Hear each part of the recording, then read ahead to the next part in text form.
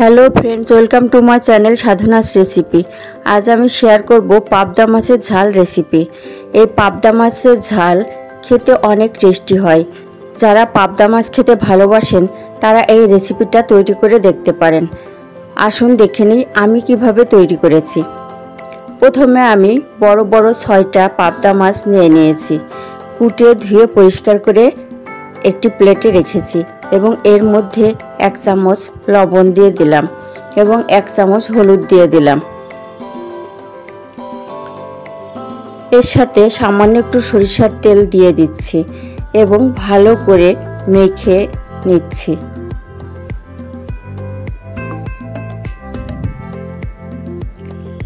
ভালো করে মেখে আমি 10 মিনিটের জন্য ম্যারিনেট করে রাখছি। এরপর একটি বাটিতে আমি কালো সরিষা নিয়ে নিচ্ছি কিছুটা এবং তার সাথে সাদা সরিষা নিয়ে নিচ্ছি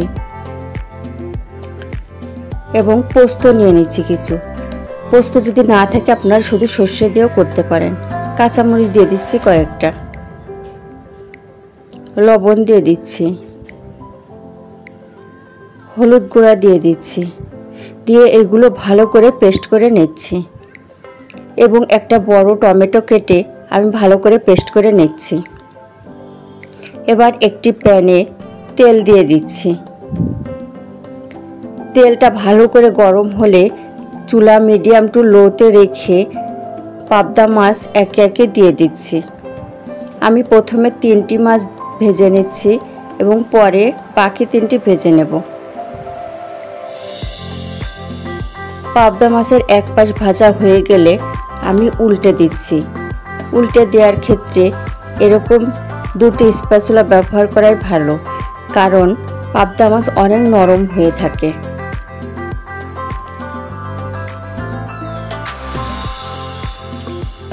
এবং আবার একটু উল্টে দিচ্ছি।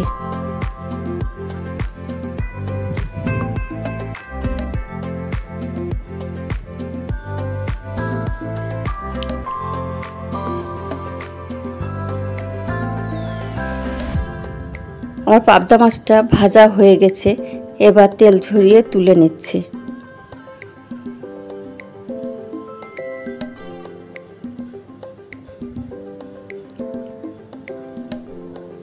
এবং ওই একই তেলের মধ্যে বাকি যে 3টা পাবদা মাছ ছিল তা একে একে দিয়ে দিচ্ছি এবং এগুলো আমি একইভাবে ভেজে নেব। এবার এগুলো তুলে নিচ্ছি।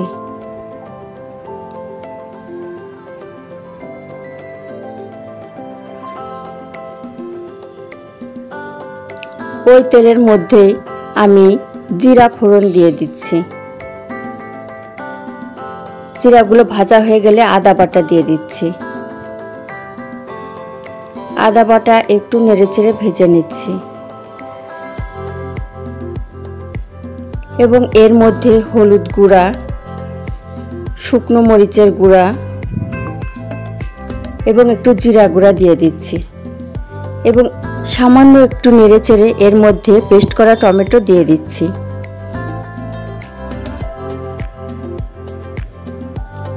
টমেটোটা আমি খুব ভালো করে ভেজে নেব যাতে টমেটোর কাঁচা গন্ধটা না থাকে।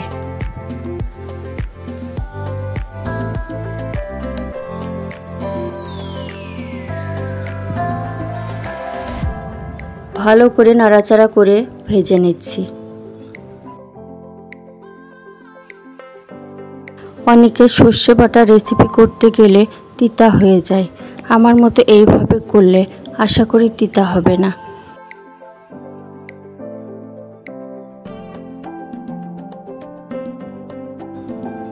টমেটো আমার ভাজা হয়ে গেছে। এর মধ্যে যে সরিষা, পোস্ত, কাঁচামরিচ পেস্ট করে রেখেছিলাম সেগুলো দিয়ে দিচ্ছি এবং আর একটু নাড়াচাড়া করে নিচ্ছি।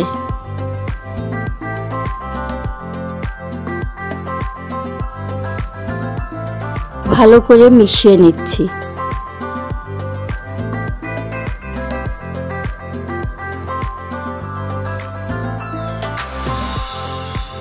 যখন তেলটা ভেসে উঠবে তখন এর মধ্যে জল দিয়ে দিচ্ছি। আমি জলটা খুব বেশি দেব না, কারণ পাবদা মাছের ঝালে খুব বেশি গ্রেভি থাকবে না।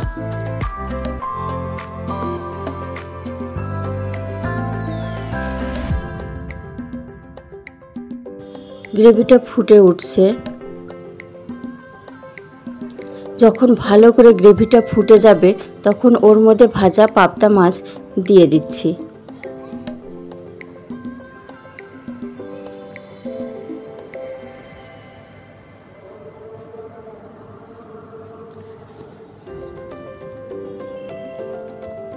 সামান্য একটু লবণ দিয়ে দিচ্ছি। লবণ দেওয়ার ক্ষেত্রে একটু সাবধান হতে হবে, কারণ আমি সর্ষে বাটার ভিতরেও লবণ দিয়েছি, আবার মাছেও লবণ মাখিয়েছি, তাই একটু কম পরিমাণ দিলেই ভালো হয়। পরে টেস্ট করে আবার দেয়া যাবে। এভাবে 7-8 মিনিট রান্না করে নিতে হবে। তারপর এর মধ্যে ধনেপাতা কুচি দিয়ে দিচ্ছি এবং কিছু কাঁচামরিচ চিড়ে দিয়ে দিচ্ছি।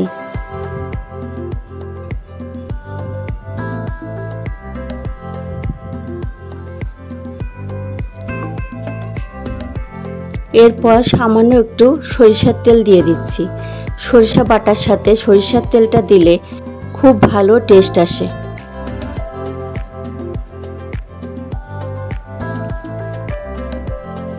একটু নাড়াচাড়া করে দিচ্ছি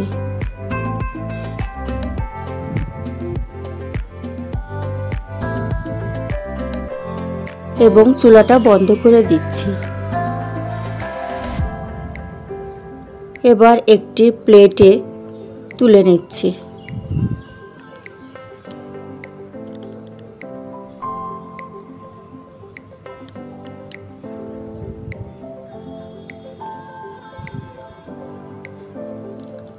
দেখুন কি সুন্দর কালারটা হয়েছে। এই পাবদা মাছের ঝাল খেতে অনেক ভালো লাগে। ইচ্ছা করলে খুব সহজেই আপনারা এই পাবদা মাছের ঝাল তৈরি করে নিতে পারেন।